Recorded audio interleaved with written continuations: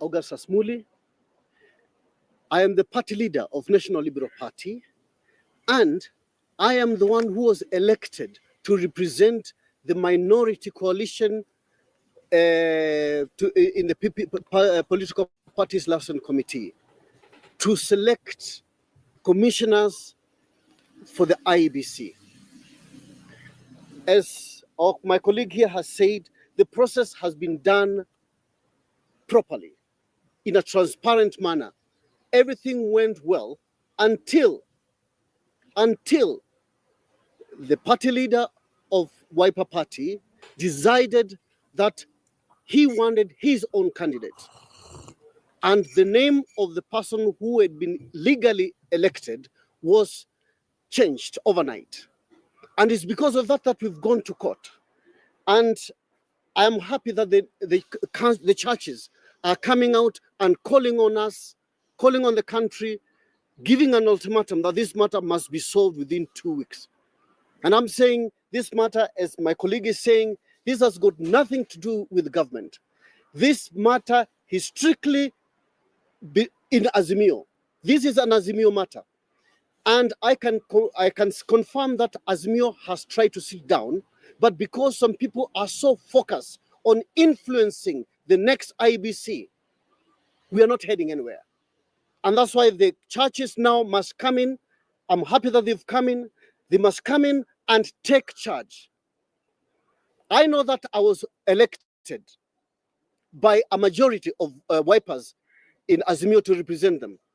But I want to state today categorically that I am even willing to step down so long as we know that the person who sits in that selection panel is somebody who will serve this country, not somebody who's going to serve some individuals. And this is what I've seen.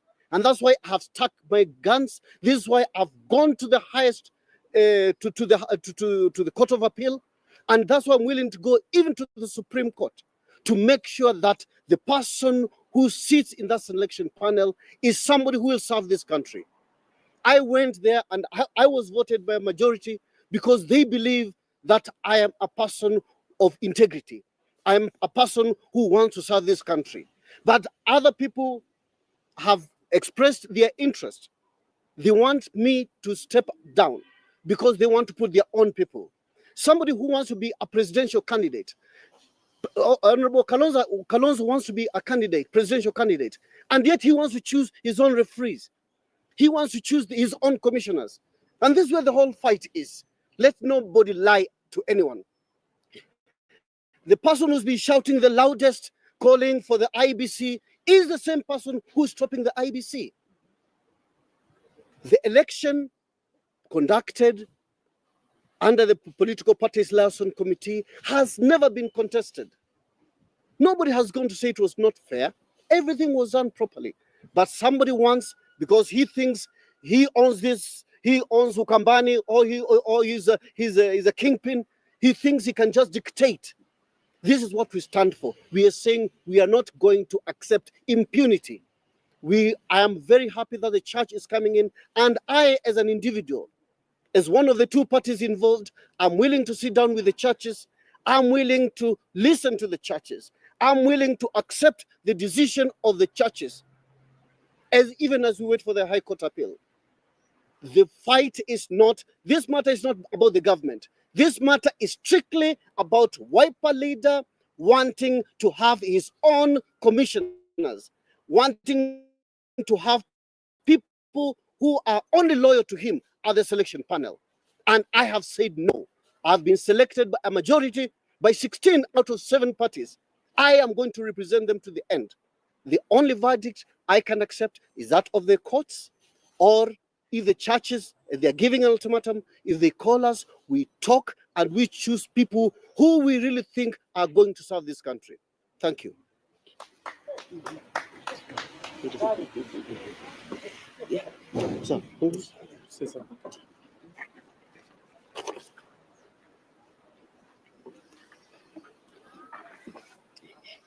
good afternoon. We are here today is because yesterday the church, the NCCK, gave the government 2 weeks within which the process of reconstituting the IEBC should start. Now, we are a little bit concerned and very much concerned that the church is not addressing this message to the right people.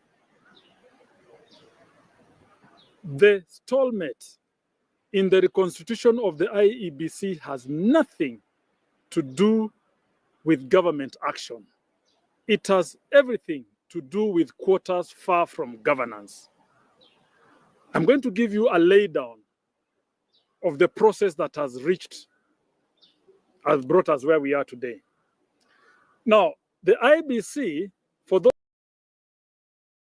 is constituted by a selection panel that is appointed. These are the employers of the commissioners.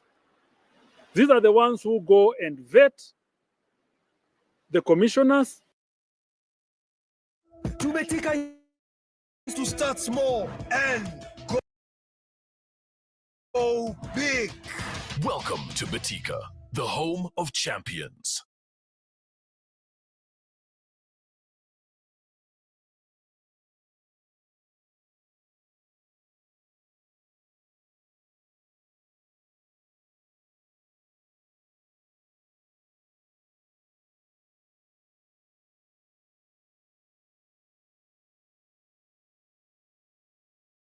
Okay, as we continue to play this video, like I say, Chief Negus, I feel your pain. Like I said, this channel has been attacked for the past, I'd say 4 weeks ago, when we noticed about comments. I've been hacked. And when I go live, sometimes when I'm reporting on something that's going on, this what's happened. The delay that you see, this is exactly what happens. So we are still working on it.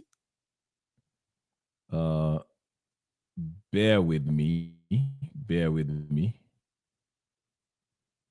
Constituted by a selection panel that is appointed. These are the employers of the commissioners.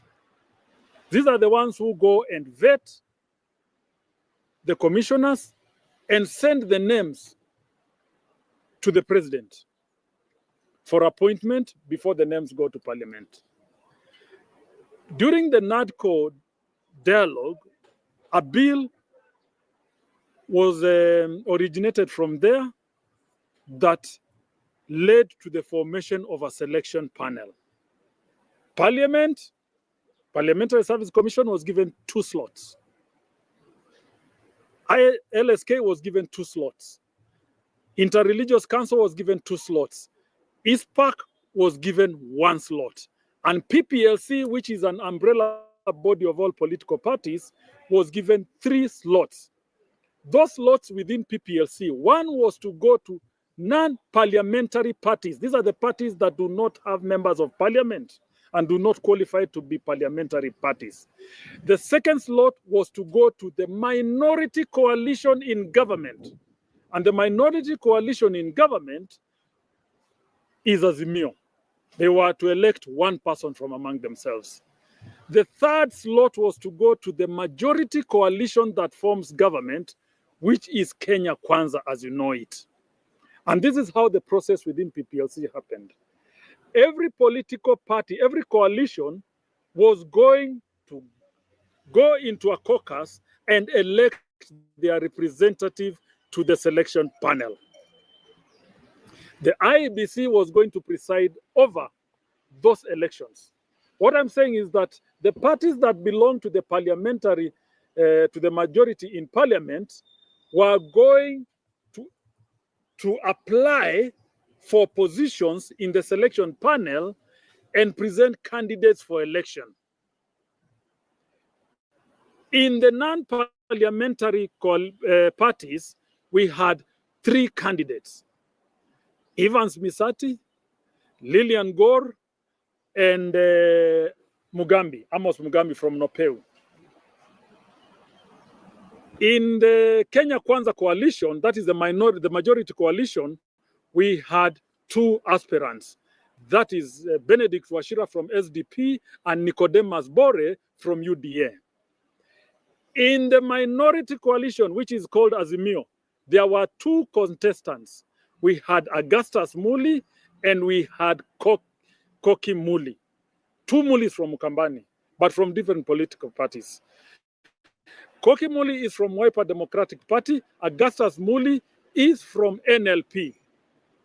Now, PPLC in the month of August, it was August, July, went to Chaka Hotel in Machakos, where those elections were done. In the non-parliamentary cluster, Evans Misati won.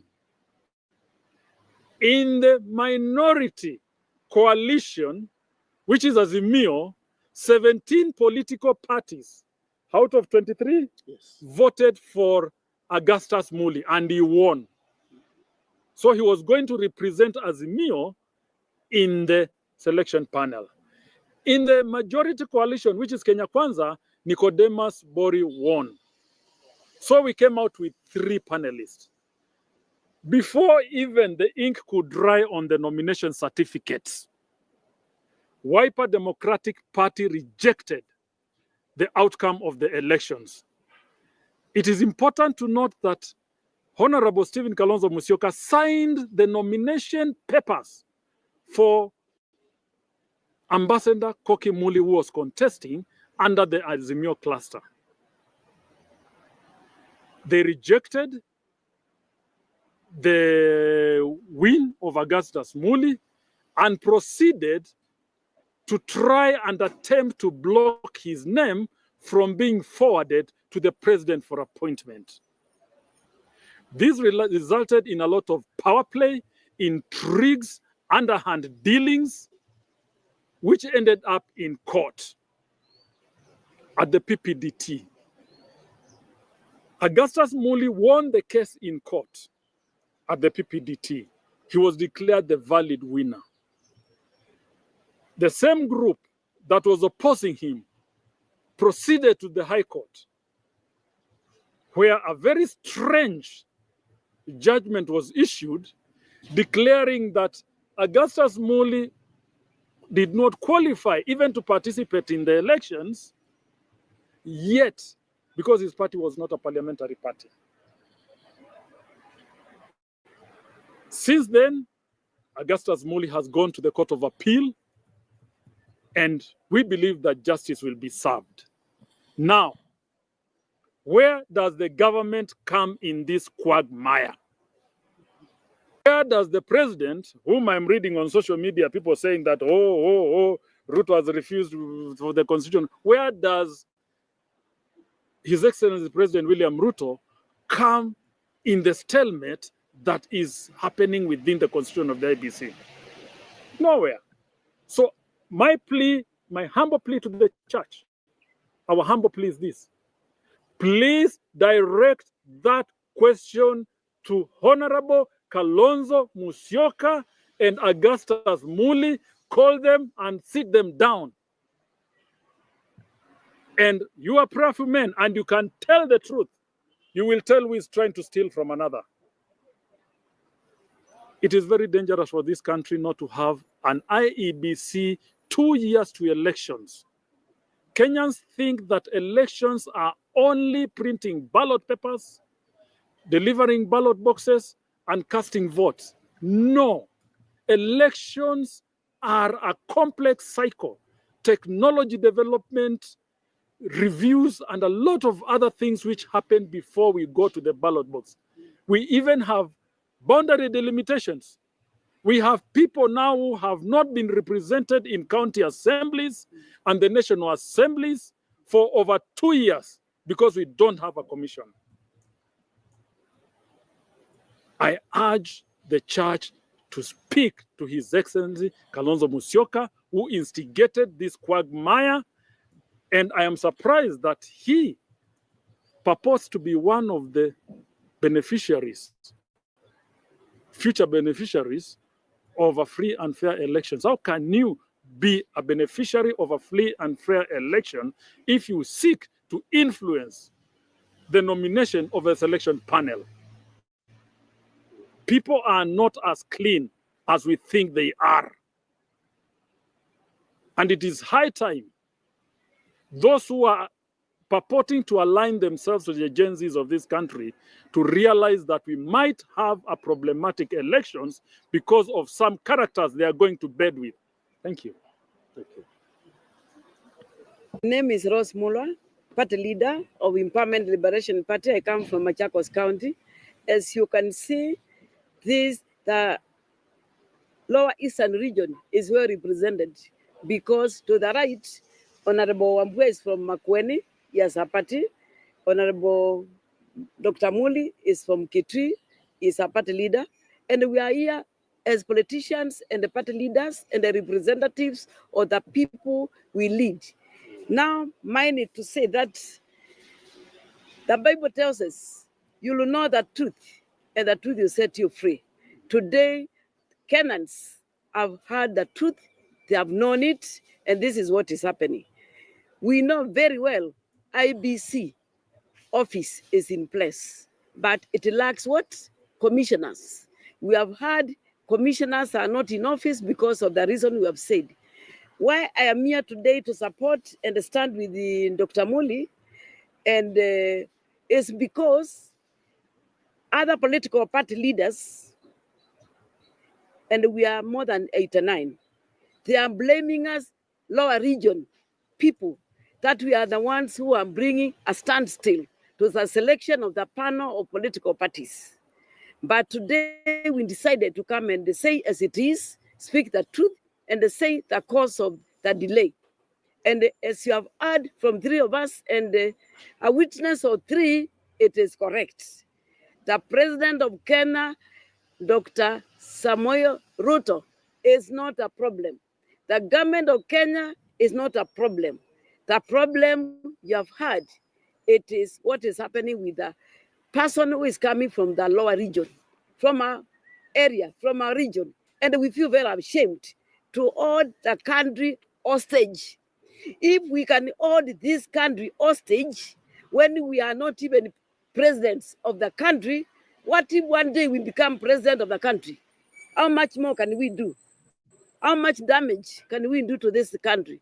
How much hostage can we hold the projects, the plans of this country?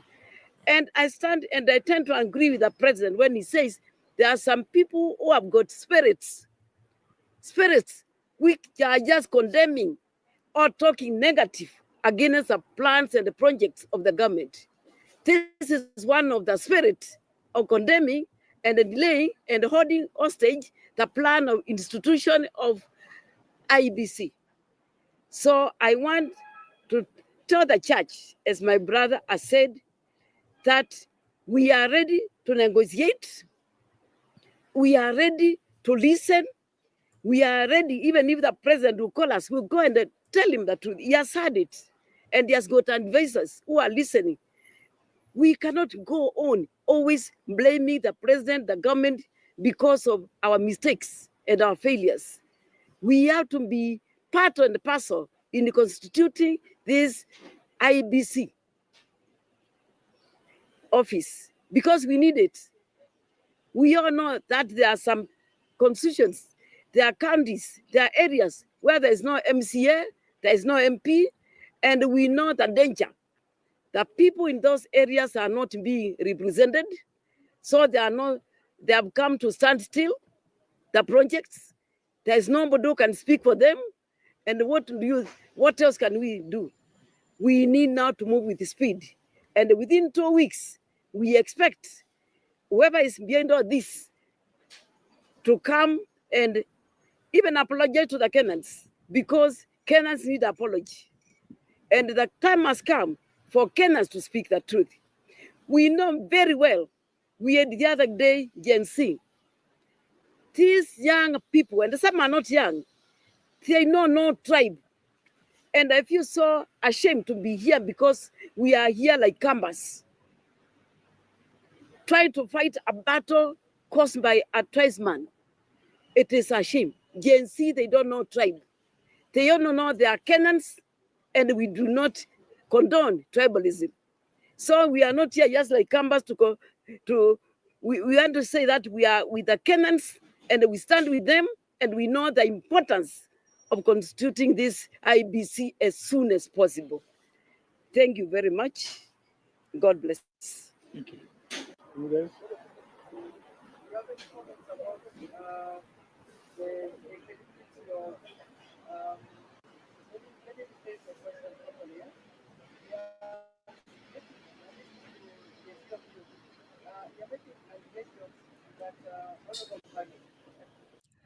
Okay. So, according to these folks who are this press conference, they are basically putting blame squarely on Kalonzo Musyoka for not agreeing upon the nominee that was nominated by the Azimio coalition. Now, Mabry also told me in the comment section that he's familiar with the story, and he said the president also has a hand in all this. Now, I want to show you guys something that is very, very, very important. Listen carefully. We want to look at the law. I'll tell you the mischief surrounding this whole IEBC thing and the reason why they are delaying it. Listen carefully. In the first session, I was informed by Mabry and Shi Mariam that the parliament or the legislative body are in recess till what? January, right? You need delay. Okay, that's delay number one. They are pushing down the can. They're kicking down the can. They're delaying. It's a delaying game. Now, here's what I want us to know. There's a law that I want us to read that they're trying to let this time lapse, delay until this time lapse. Then after it lapse, they'll be secure. They will not be recalled, because the number one fear for these parliamentarians, the number one fear for these legislators, number one fear of this representatives, so-called representatives, is that they're scared that wananchi, if they are to reconstitute the IEBC today, by tomorrow evening, wananchi shall petition, have signatures presented to the IEBC, and recall 95% of these politicians. So this is why they're delaying. There's this delaying game. Follow me very closely. I want to show you something. Let's go to Election Act. That's where the mischief is, okay? This is a law that they put in place, I think, back in 2011. And I want us to read it so we can see where the mischief is, because this is where it is. And I'll explain to you very quickly. It's very simple. It's not something, it's not rocket science. I'll just tell you here very quickly why these people are doing what they're doing. Okay, here it is. Let's go. I hope you can see on your screen there, okay? This is the Election Act. For you guys who want to follow, please follow with me. I will show you the beginning of it, just so you can see it. A simple Google will help you. This is the Election Act. This is a law that they passed in 2011, okay? Are you guys seeing? Thank you. I see. So this is a law that they passed in 2011, Election Act. And there's some clause, there's a section there that is a loophole that they're trying to delay until that time comes. Then they'll reconstitute this IEBC, okay? Now, go to Election Act, Section 45, because that's where it addresses the recall of MPs, members of parliament. Let's go to it. Let me try to make this thing. Can I make it bigger? Let me see if I can make it bigger. Well, it's big enough. Let's see here. Okay. Here it is. Let me go to Section 45. I hope you guys can see on your screen. Let me use this so you can read it better. So I have enlarged kidogo. All right. Let me go to Section 45, because that's what deals with the recall section, okay? Recall of MPs. Now, listen carefully, because this is the trick. Tunaenda utende chini kidogo. Sorry, give me a few minutes so I can get there. We are there. Tuko karibu. And we are going to read all this very quickly. It's very short. Aya, ndio hiyo, unaona? Electoral Act. Okay, please, ladies and gentlemen, take a minute and like this video.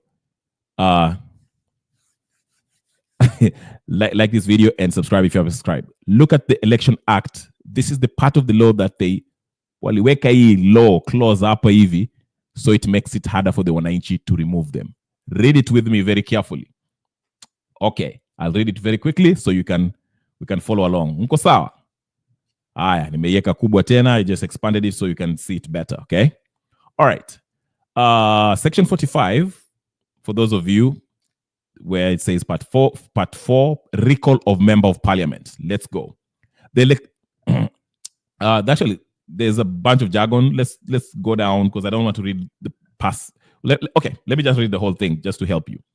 Okay, Section 45, subsection 1 says, the electorate in a county or constituency may recall their member of parliament before the end of the term of the relevant House of Parliament on any of the grounds specified in subsection 2, which we are about to see.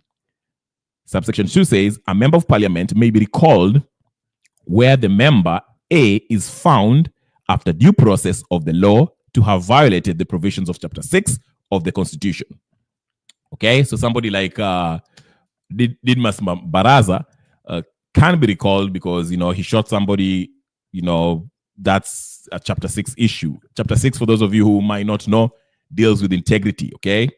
So kifanya kitu kama, you have a criminal charge going on, a criminal case going on, that's enough for you to be, mambo yako itangaliwa. B, let's go very quickly so I can get to where I want to go to.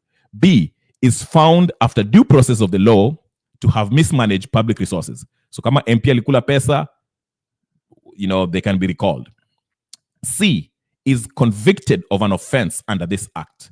So, for example, if I'll use Babu Owino, for example, if Babu Owino was found guilty of attempted murder for shooting DJ Evolve, that's enough for him to be recalled, okay? Now, let's go to subsection 3. A recall of a member of parliament under subsection 1 shall only be initiated upon a judgment or finding by the High Court confirming the grounds specified in subsection 2. So, all of that has been said, this has to be occurred, okay? So, the person has to be found to be convicted, is found guilty, failed Chapter 6, and found after the due process he has mismanaged public resources, okay? Now, here's where it gets interesting. Let's go to subsection 4. A recall under subsection 1 shall only be initiated 24 months. Listen to me very carefully, ladies and gentlemen, brothers and sisters. Very carefully. Really, very carefully. This is where it is. And I will tell you how it relates to all this dilly-dallying around reconstitution of the IEBC. Very carefully, to scare. I will be very slow. In section 45 of the Election Act, go to subsection 4, read it. This is where the mischief is. A recall under subsection 1 shall only be initiated. Remember, we read the subsection 1. It can only be initiated 4 months after, sorry, let me just read again. 24 months, not 4, but 24 months after the election of the member of parliament and not later than 12 months immediately preceding the next election. I will read it again, then I will break it down. In order for a member of parliament to be recalled, we have to basically wait after, okay? It can only be initiated. A recall under subsection 1 shall only be initiated 24 months, which is 2 years after the election. So 2 years after August 9th ni nini? 2020, August 22, 2022, August 9th. So 2023, August 9th ilikuwa 1 year.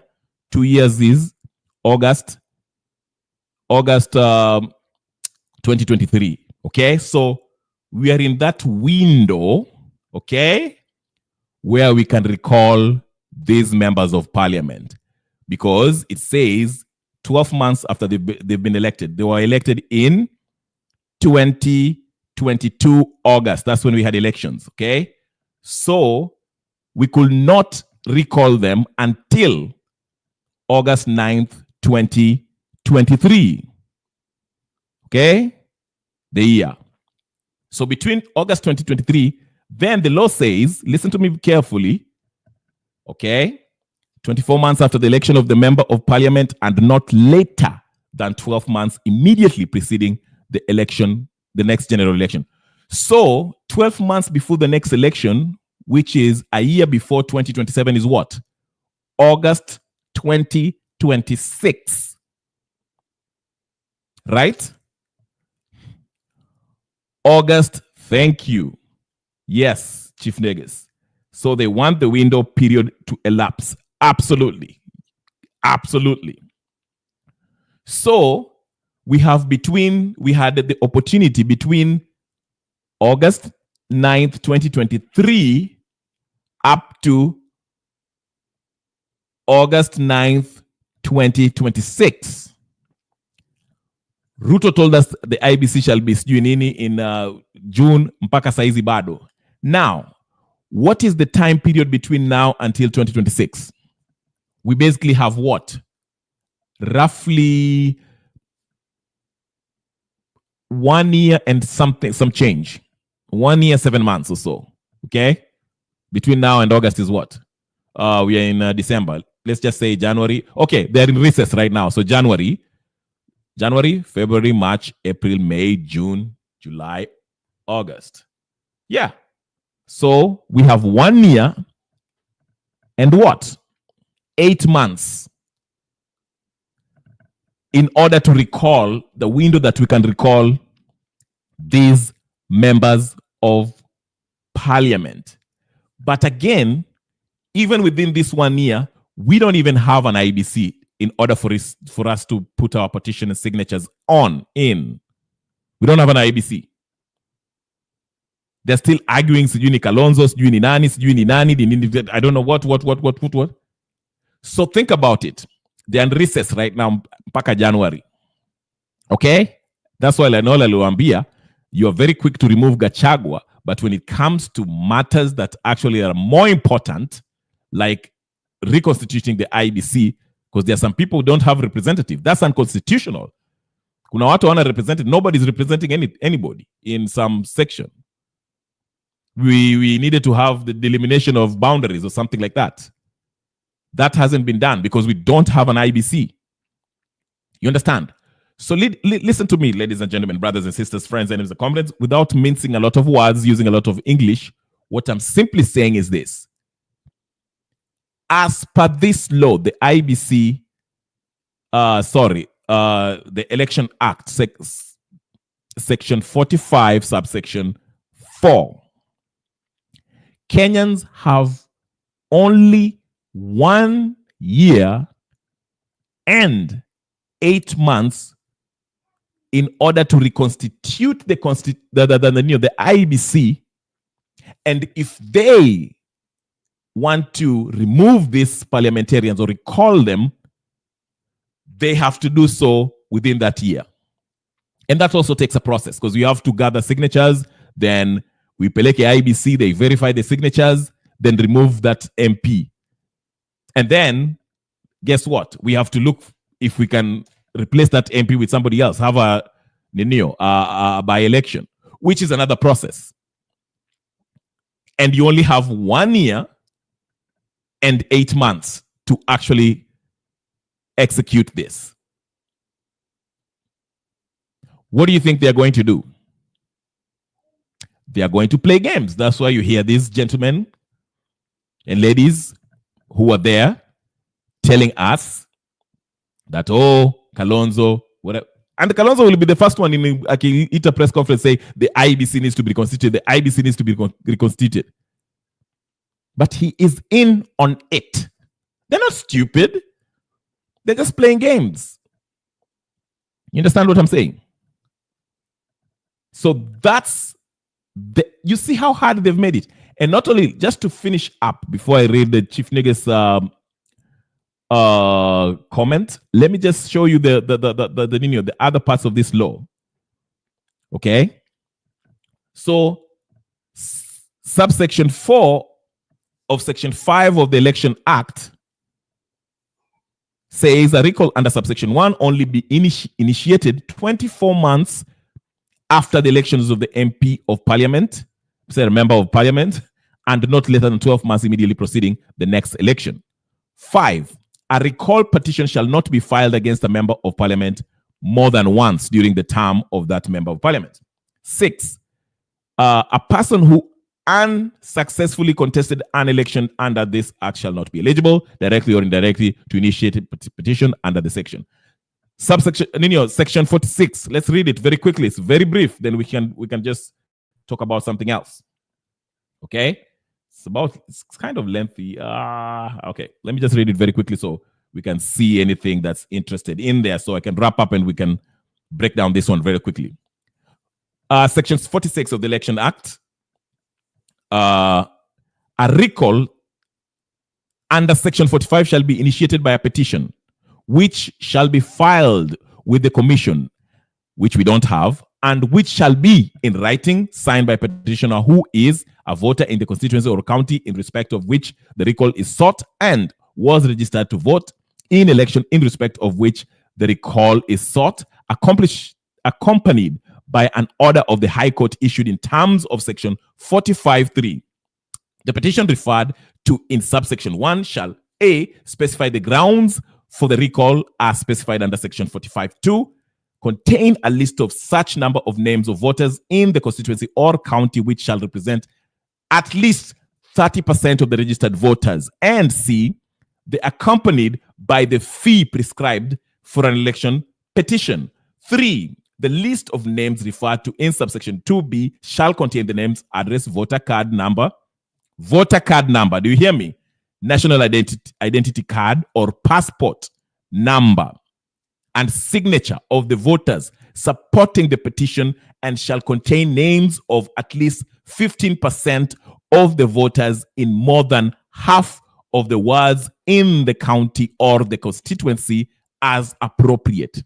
4, the voters supporting a petition under subsection 3 shall represent the diversity of the people in the county or the constituency as the case may be. So you have to have women and all that stuff. You understand what I'm saying? So you see the ukora that is going on here. Karibu sana, I see you Njiru. Karibu sana, you did a very good job. Haya, wacha tuingize Njiru hapa. Anataka kuninio. You know, I have a young one ambaye ataamka saizi, so I might not stay that long, but at least Njiru unajua ni mheshimiwa mpaka ingizwe immediately. No offense to other guys. So that is what I'm saying. So basically, in a nutshell, what I'm trying to say is this. These parliamentarians are very, very tricky. They are working together with Ruto and they want to delay this after 8 months and a year, ambao sasa hiyo time imesha elapse or imepita, sasa ndio taweka IEBC. Wakijua you cannot legally petition them to be removed from power. Unaona hiyo ukora? But sasa tunacheza mchezo wa town. Mara utaona they'll come back to parliament, alafu kitu itafanyika, alafu you'll see the anaitwa nani? Wetangula will also come up, tutaenda recess tena for another 6 months or something like that to kick down the ninio. Yeah? You see what I'm saying? So hii ni mchezo wanacheza. Hii ni mchezo kabisa. This is a game that they are playing. So we have to be vigilant. So Chief Niggas anasema, I see they are distracting us with shenanigans until the window period closes. In the meantime, they continue looting and stuffing their accounts for when they finally go home. Yes. Hawataki kuondoka because they know that law is there. And that's why some people are arguing that this law should be removed We can't have a law that makes it hard for the members of parliament. We should be able to recall these members of parliament even 2 minutes after they've been declared winners. Ladies and gentlemen, Njiru Mwaura has a YouTube channel similar to this one. So if you haven't subscribed to Njiru Mwaura's YouTube page, please go there, subscribe, share, comment. He has a wonderful channel. He's doing a good job. Anafanya activism yenyewe. I went to his channel today for the first time. I didn't have the nafasi kuingia kwa sababu najua naangalia mtu hapa kijana. So but next time when I'm free, I will go up there and I will participate in his channel. Very good channel. Please endeni kwa YouTube channel inaitwa Njiru Mwaura. As the name is highlighted there, he's the one who is mnamwona hapo. So tafadhalini msikose nafasi ya kwenda hapo, msubscribe, mshare, mlike na pitisheni maneno, mka check out this channel and spread the word. Okay? So yes, like I said, hii ni mchezo wa town. This is mchezo wa town anatuchezea. Ndio maana unaona hizi mambo hizi mashinanigans. So you see Kalonzo amesimamisha vitu because he's not happy about the nomination on the Azimio side, saying I'm not happy about this, and that stalls the whole process. Wetangula is doing his part by doing what? Anapatia members of parliament mpaka what? Until January. Ndio watu warudi ofisini. Watu wakirudi ofisini watafanya kazi within the ninio. And listen, by the way, kitu ikienda hata kwa parliament, there are people who might even not agree on those nomination, and they might vote not to the nomination ikuwa ninio, and it will make this whole process a protracted one. Watazidi kuifanya iendelee hivyo mpaka hiyo time ifike. One wonders even Omtata hasn't brought this to our attention, like I said on Jiru's videos. None of them have any real intention of change things. They're just waiting for. Exactly. I wonder why no one is bringing this up. That's why I was disappointed with Omtata. Omtata should have made the reconstitution of IEBC the number one thing before he even announces becoming a presidential candidate. Because by doing so, wananchi wangeanza kutoa hawa MPs. As soon as we have this new MP, this IEBC reconstituted, we'll start putting in petition after petition.